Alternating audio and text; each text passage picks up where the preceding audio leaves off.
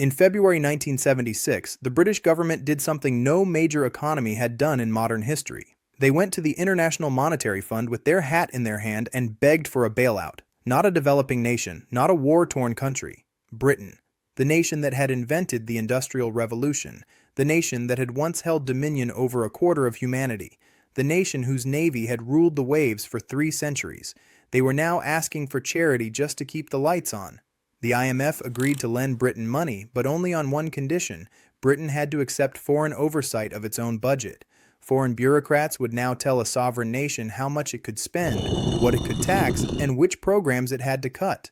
It was humiliating, it was unprecedented, and it marked the final transformation of Britain from a first-rate power to just another struggling economy.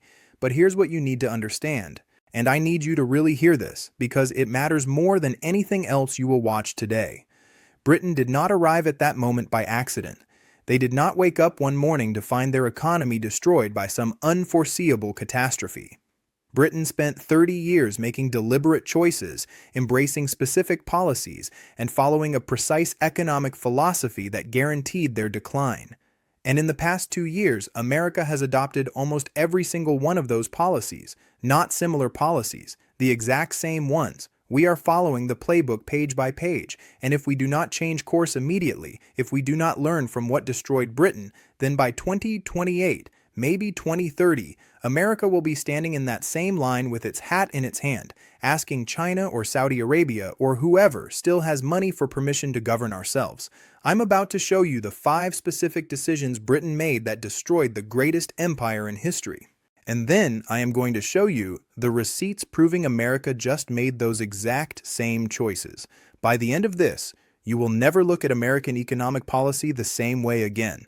So do me a favor, hit that subscribe button right now, because what I am about to share is not speculation. This is documented history repeating itself in real time. Let's start with the first catastrophic decision Britain made, the choice that set everything else in motion. In 1945, Britain had just won World War II. They had stood alone against Nazi Germany. They had preserved democracy in Europe. They had every moral right to be proud. But they also had a problem. The war had cost them everything. Their factories were bombed. Their treasury was empty. They owed staggering debts to America and other allies. Their colonies were demanding independence.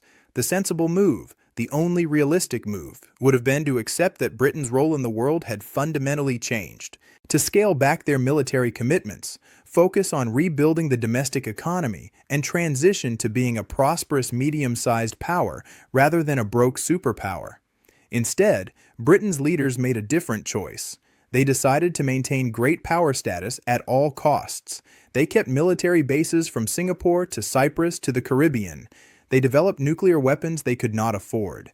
They intervened militarily in Korea, Malaya, Kenya, and a dozen other conflicts. They kept spending like an empire even though the economic foundation of that empire was gone. Why did they do this? Pride, denial, and something economists call the prestige trap. British leaders had grown up in a world where Britain mattered, where British decisions shaped global events, where being British meant something on the world stage. They could not psychologically accept a world where Britain was just another country. So they spent money they did not have to maintain an illusion they could not afford. Here is the parallel that should terrify you. After the Cold War ended in 1991, America found itself in exactly the same position Britain was in after 1945. We had won. The Soviet Union had collapsed. We had every moral right to be proud, but we also had a choice to make.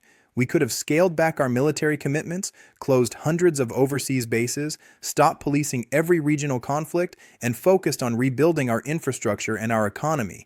Or we could have tried to maintain superpower status indefinitely, staying militarily engaged everywhere, acting as the world's police force, spending trillions on defense while our roads crumbled and our schools fell behind. Guess which one we chose? Today, America spends over $800 billion per year on defense. That is more than the next 10 countries combined. We have troops deployed in over 170 countries. We are currently involved militarily in Syria, Iraq, Afghanistan, Somalia, Yemen, and various African nations. We maintain this massive global presence even though it provides almost no direct benefit to ordinary Americans. Your healthcare is not better because we have a base in Djibouti. Your kids' schools are not improved because we are conducting drone strikes in Yemen. Your paycheck is not bigger because we are maintaining NATO commitments in Eastern Europe. We are doing exactly what Britain did, spending vast sums to maintain prestige and global influence, while the foundation of our domestic economy weakens year by year. We have fallen into the exact same prestige trap, and just like Britain, we tell ourselves we have no choice, that we must maintain these commitments, that the world needs American leadership. That is exactly what British politicians said in 1950. It was a lie then. It is a lie now. The second catastrophic British decision was even more damaging. In the late 1940s and early 1950s, Britain faced a choice about what kind of economy they wanted to build. On one side were those who argued Britain should embrace painful reforms, let inefficient industries fail, encourage competition, reduce government control, and build a dynamic free market economy that could compete globally. On the other side were those who argued Britain should avoid the pain of reform by expanding government control, nationalize failing industries to save jobs, use price controls to fight inflation, increase welfare spending to maintain living standards, and protect British companies from foreign competition. Britain chose the second path. Between 1945 and 1951, the Labour government nationalized coal, steel, railways, electricity, gas, and healthcare.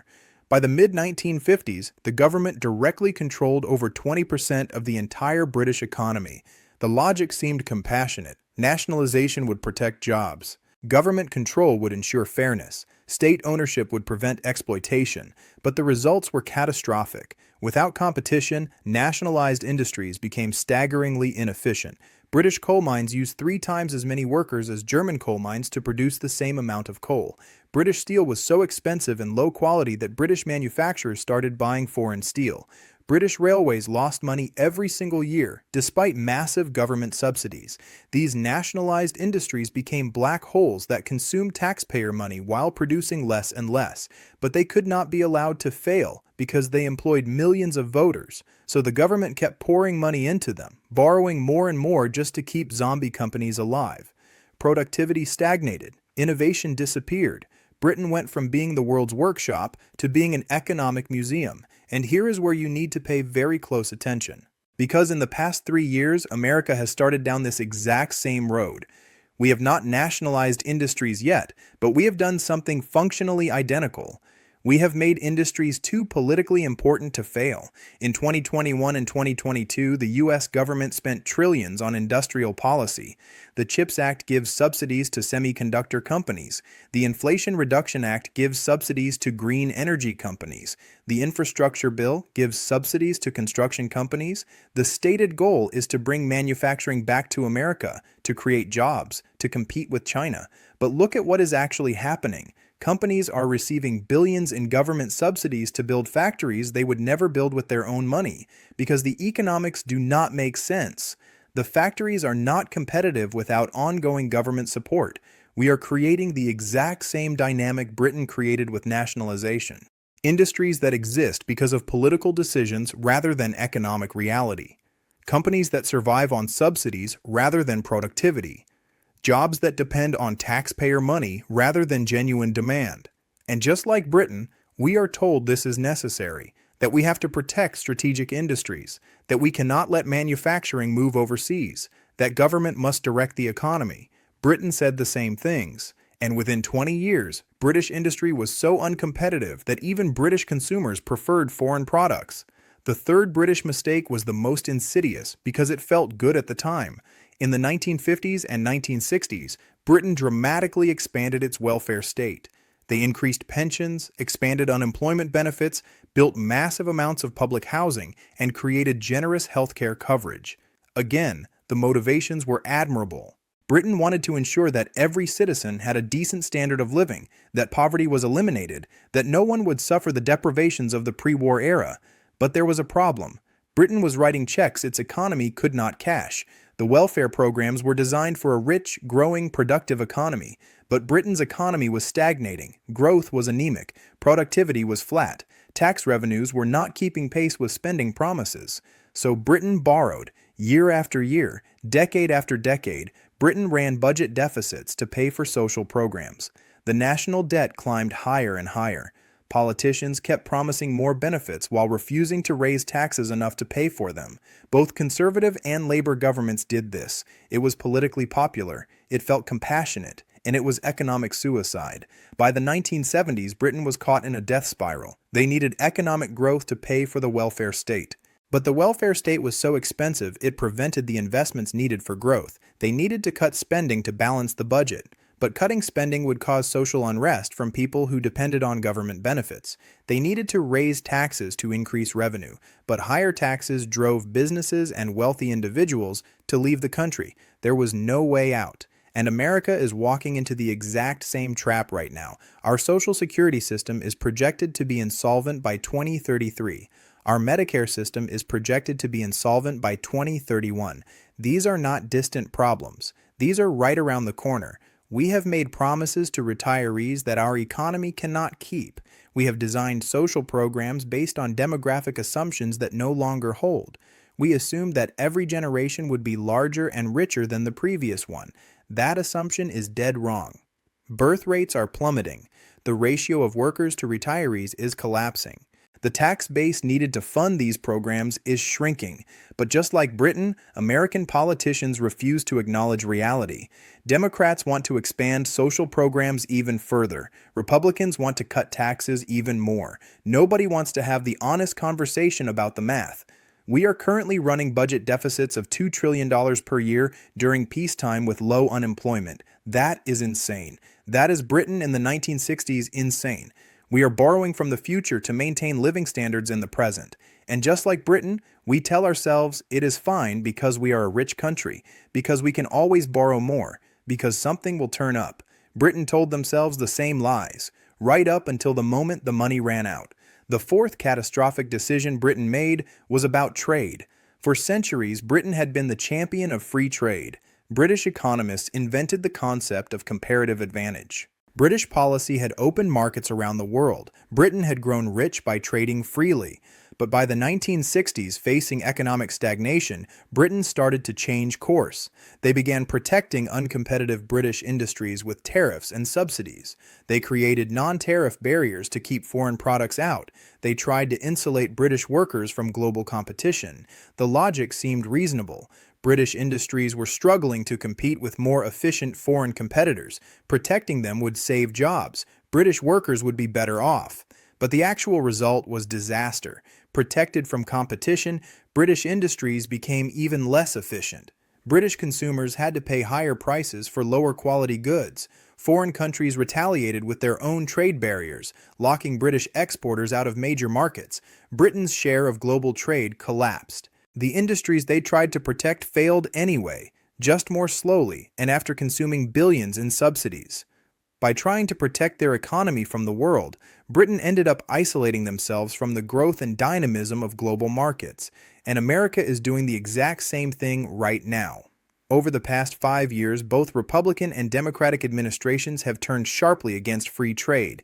We have imposed tariffs on hundreds of billions of dollars of imports. We have blocked foreign investment in American companies. We have created Buy American requirements for government contracts. We have subsidized uncompetitive industries to keep production domestic. We are told this is about national security, about protecting American workers, about competing with China, and some of those concerns are legitimate. But look at what is actually happening. American consumers are paying higher prices for goods. American companies that depend on imported inputs are becoming less competitive globally. Foreign countries are retaliating with their own barriers against American exports. We are repeating the exact same mistakes Britain made. We are trying to protect our way to prosperity. It does not work. It has never worked. Every country that has tried protectionism has ended up poorer and less competitive. The countries that have embraced trade, that have forced their industries to compete globally, that have accepted the creative destruction of markets, those countries have thrived. Look at Germany after World War II. They had lost everything. Their cities were rubble. Their industry was destroyed. They were occupied by foreign armies. But they embraced open markets, free trade, and competition. Within 20 years, Germany had the strongest economy in Europe. Britain made the opposite choice. They tried to protect and preserve and control, and they declined into irrelevance. America is choosing the British path, and we will get British results. The fifth and final catastrophic decision Britain made was about their currency. Throughout the 1950s and 1960s, even as every other part of Britain's economy weakened, the British pound remained one of the world's two major reserve currencies alongside the dollar. This gave Britain an enormous advantage. They could borrow cheaply. They could run trade deficits without immediate consequences. The world's demand for pounds provided a cushion that let Britain delay necessary reforms, but that advantage came with a responsibility. To maintain reserve currency status, Britain needed to keep the pound stable and trustworthy. That meant controlling inflation, limiting debt, and maintaining confidence in British economic management. Britain failed to do this. They printed money to cover budget deficits. They let inflation accelerate. They devalued the pound repeatedly in 1949, 1967, and several more times in the 1970s. Each devaluation was supposed to be a one-time adjustment. Each time, British leaders promised it would never happen again. Each time, the world trusted Britain a little bit less. By the mid-1970s, international confidence in the pound had collapsed. Foreign central banks were dumping their sterling reserves. The value of the pound was in free fall. Britain had squandered the enormous privilege of having a reserve currency, and once that privilege was gone, all the underlying economic weakness was suddenly exposed. Without the ability to borrow cheaply in their own currency, Britain faced a stark choice: implement painful reforms, or default on their debts. That is when they went to the IMF in 1976. They had run out of road. America's situation today is eerily similar. The US dollar is the world's primary reserve currency. That status gives us extraordinary privileges. We can borrow trillions at low interest rates. We can run massive trade deficits year after year. We can print money without immediately triggering inflation because the whole world demands dollars. This privilege has allowed us to avoid the consequences of our economic mistakes for decades. But just like Britain, we are abusing that privilege. Our national debt is approaching $35 trillion and climbing. We add $1 trillion to the debt every 100 days. We are printing money to cover government spending. We are weaponizing the dollar in foreign policy, using sanctions so aggressively that other countries are actively building alternative payment systems. China and Russia now settle most of their trade in yuan and rubles. The BRICS nations are developing their own currency system. Saudi Arabia is accepting yuan for oil sales. Even European allies are building payment systems that bypass the dollar. Every time we freeze another country's dollar reserves, every time we kick another bank out of the SWIFT system, every time we use the dollar as a weapon, we give the rest of the world a reason to find alternatives. We are doing exactly what Britain did, taking our reserve currency status for granted, assuming it will last forever, regardless of how we behave. Britain learned the hard way that reserve currency status is not a permanent right. It is a temporary privilege that must be constantly earned. Once the world loses confidence, the fall is sudden and devastating. America is not there yet, but we are moving in that direction faster than most people realize. British politicians had spent 30 years avoiding difficult choices, and now they had no choices left. The IMF crisis did force Britain to implement some necessary reforms, but the damage was done. Britain's relative decline continued. Industries kept failing, living standards stagnated. The confident, prosperous society of the 1950s became the sick man of Europe by the 1980s. This is what awaits America if we continue on our current path.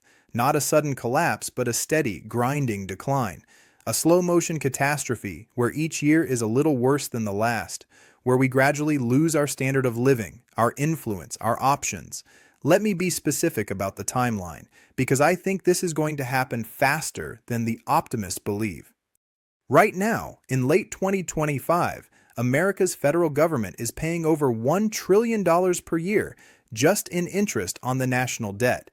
That is more than we spend on defense, more than we spend on all anti-poverty programs combined, and interest rates are still relatively low by historical standards. If rates rise to their historical averages, interest payments could double. That would consume nearly all federal tax revenue. We would have no money left for anything else. Social Security's trust fund will be depleted by 2033. At that point, by law, benefits must be cut by about 25% unless Congress acts. Medicare's trust fund will be depleted even sooner. Tens of millions of retirees are counting on benefits that the government cannot pay. Something will have to give. Either taxes will rise dramatically, or benefits will be cut, or the government will print money and trigger inflation. There is no fourth option. The politics are impossible. Republicans will not agree to tax increases. Democrats will not agree to benefit cuts. Both parties keep promising more spending. We are heading for a crisis, and our political system seems incapable of preventing it. My best guess, and this is just a guess, is that America's IMF moment will come between 2028 and 2032. Some external shock will trigger a loss of confidence. Maybe a failed treasury auction, where there are not enough buyers for government bonds. Maybe a spike in inflation that forces the Federal Reserve to raise rates sharply. Maybe a geopolitical crisis that makes foreign investors nervous about holding dollars. Whatever the trigger, the underlying vulnerability is already there. We have built an economy that depends on the rest of the world continuing to lend us trillions of dollars at low interest rates indefinitely. The moment that stops, everything breaks. And when it happens, it will feel sudden even though it was decades in the making. Just like Britain in 1976, we will go from apparent stability to obvious crisis in a matter of weeks. The warning signs will be ignored until it is too late. I want to be clear about something. I am not rooting for this. I am not predicting doom because I enjoy being pessimistic. I am an American. I want America to succeed. I am telling you this because we still have time to change course. Britain's tragedy was not inevitable. At multiple points, they could have made different choices. They could have accepted their reduced circumstances after World War II and built a sustainable economy. They could have embraced market reforms instead of nationalization. They could have limited their welfare state to what they could actually afford. They could have maintained free trade. They could have protected their currency's reputation. If Britain had done those things, they would have declined from superpower to major power, but they would have remained prosperous. Instead, they made the wrong choice at every fork in the road, and they declined from superpower to economic basket case. America is at those same forks right now. We can still choose differently, but the window is closing fast. What would choosing differently look like? First, we need to accept that America cannot be the world's policeman anymore. We need to close hundreds of overseas military bases. We need to stop intervening in every regional conflict. We need to scale back our military spending to something we can actually afford. This does not mean disarming. We should maintain a strong military focused on defending America and our core interests, but we cannot keep spending $800 billion per year to maintain a global empire. Rome fell because it tried to defend a frontier it could not afford. We are making the same mistake. Second, we need to embrace the creative destruction of markets rather than trying to subsidize our way to competitiveness. The CHIPS Act, the Inflation Reduction Act, all these industrial policy programs need to be repealed. If American companies cannot compete without subsidies, that is information the market is telling us. We should listen to it. Instead of subsidizing uncompetitive industries, we should lower barriers for entrepreneurs and innovators. Reduce regulation, simplify the tax code, make it easy to start and grow businesses. We do not need government to pick winners. We need government to get out of the way and let the market pick winners. Third, we need to reform entitlement programs before the trust funds run dry. This means raising the retirement age gradually, means testing benefits so wealthy retirees receive less, allowing more immigration of working-age people to increase the tax base. These reforms will be politically painful. No politician wants to tell voters they will receive less, but the alternative is worse. The alternative is abrupt cuts when the money runs out. Better to make gradual changes now than face a crisis later. Fourth, we need to return to free trade. Tariffs should be eliminated. Buy American requirements should be repealed. We should embrace global competition because competition makes us stronger. Yes, some industries will shrink or disappear. That is the whole point. We want resources to flow to where they are most productive. Protecting inefficient industries makes everyone poorer. Fifth, and most importantly, we need to protect the dollar's reserve currency status by proving we can manage our economy responsibly. That means getting the federal budget under control. No more deficit spending during economic expansions. No more trillion-dollar deficits in peacetime. We need to demonstrate to the world that the dollar is a store of value they can trust. Every time we print money to cover spending, every time we run up debt we have no plan to repay, we erode that trust. Will any of this happen? I honestly do not know. The political incentives all point in the wrong direction. Politicians who propose painful reforms lose elections. Voters who would benefit from reform in the long run vote against short-term pain. The special interests who benefit from the current system fight viciously to maintain it. Britain faced the same political dynamics. That is why they could not change course until forced. That is why they ended up in Manila in 1976 begging for help. The difference is that when Britain fell, America was there to catch them. When America falls, there will be no one to catch us. China is not going to bail us out. Europe cannot bail us out. We will face the consequences alone. America has been the world's leading power for about 80 years.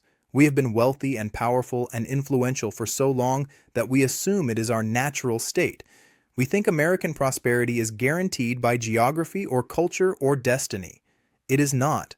It is the result of choices previous generations made, and it can be lost by the choices we make now. Britain took a path to decline. 30 years of bad choices, obvious in retrospect, ignored at the time. America just stepped onto that exact same path. Every policy mistake Britain made, we are now making. Every warning sign Britain ignored, we are ignoring. Every excuse British politicians used, American politicians are using. We are following the playbook that destroyed the greatest empire of the 19th century, and unless something changes, we will get the same result. The only question is whether we will learn from history or repeat it. I will see you in the next one.